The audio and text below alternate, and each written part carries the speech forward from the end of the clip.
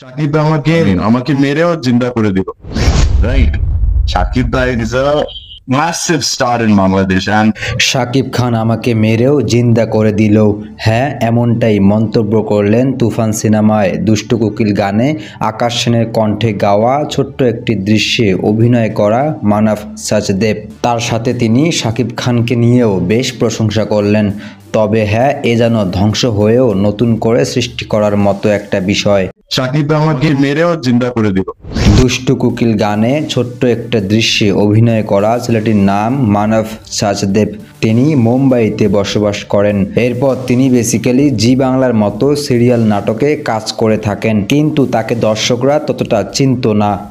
তিনি এতটাও popular person নন। তবে তুফান সিনেমায় এই দুষ্টু কোকিল গানে ছোট্ট একটি দৃশ্যে কয়েক সেকেন্ড অভিনয় করে সাড়া ফেলে দিয়েছেন নেটিজেনদের মাঝে, যা মুহূর্তেই ভাইরাল নেট দুনিয়ায়। তবে এই দুষ্টু কোকিল গানে অভিনয় করে বেশ পপুলারিটি অর্জন করেছেন এই অভিনেতা, যা তার ক্যারিয়ারকে উপরে উঠতে বেশ সাহায্যই করবে।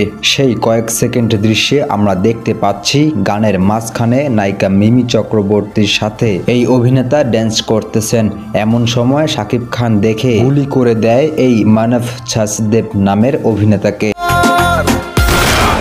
সেই দৃশ্যটি মুহূর্তেই ভাইরাল হয় পুরো নেট দুনিয়ায়। অনেকেই তো মন্তব্য করতেছেন এই প্রথম নায়ককে ছাড়াও ভিলেনের উপরও ক্র্যাশ খেলাম।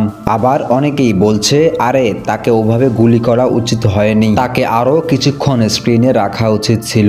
তবে এই অভিনেতার ছোট্ট দৃশ্যটি মন কেড়েছে সকল দর্শকদের। তবে দর্শক, তুফান সিনেমার এই দুষ্টু কোকিল গানটি দর্শকরা বেশ ভালোভাবেই গ্রহণ করে নিয়েছে, যার কারণেই টিকটক, ইউটিউব, ফেসবুকে ঢুকলেই শুধু দুষ্টু কোকিল গানে ভরে আছে পুরো সোশ্যাল প্ল্যাটফর্মগুলো। তবে হ্যাঁ, অবশ্যই মন জয় করার মতো একটি গান এই দুষ্টু কোকিল।